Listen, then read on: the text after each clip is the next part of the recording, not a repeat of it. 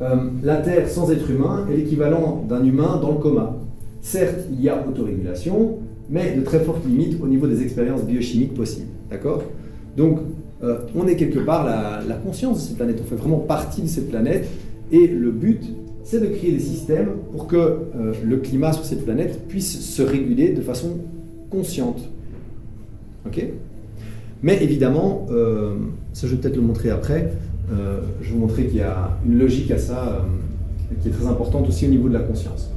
Alors, sans l'intervention de l'humanité, la vie ne peut rien pour attendre. Donc on a eu la période glaciaire de Bunz, environ 1,9 à 1,2 million d'années, l'interglaciaire entre 1,2 million d'années et 0,7 million d'années, la période glaciaire de Mindel entre 700 000 et 450 000 ans, moins 700 000 et moins 450 000 ans, l'interglaciaire de 450 000 à 350 000, la période glaciaire de Rhys de 350 000 à 130 000,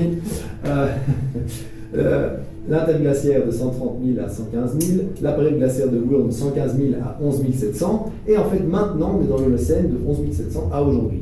Donc la planète, elle en a vu des vertes et des pas mûres avant nous, ça c'est clair. Voilà. Et donc la vie, à chaque fois, c'est la même chose, c'est-à-dire qu'il y a tout un écosystème qui est là, qui fleurit, avec plein d'espèces différentes et tout ça. Il y a quelque chose qui fout en l'air l'écosystème, il y a 90% ou plus même de la vie qui meurt.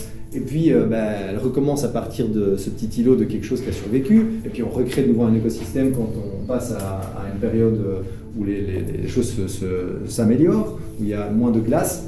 Mais donc, sans les êtres humains sur la planète, en fait, on retourne simplement dans ce pattern-là. Vous voyez, notre planète est un étang, et en fonction d'où elle va dans le cosmos et des aléas de l'activité du Soleil et d'autres choses, il y a la vie meurt où elle fleurit.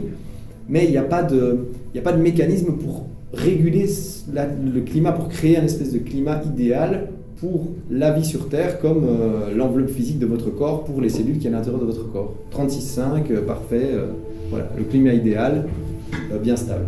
Alors ici aussi, c'est plutôt pour stabiliser le cycle des saisons, hein, c'est pas pour dire on va créer 30 degrés partout sur la planète, quoi. Mais c'est de se dire qu'en fait, sans l'être humain, de toute façon, la planète va avoir un changement climatique, c'est clair.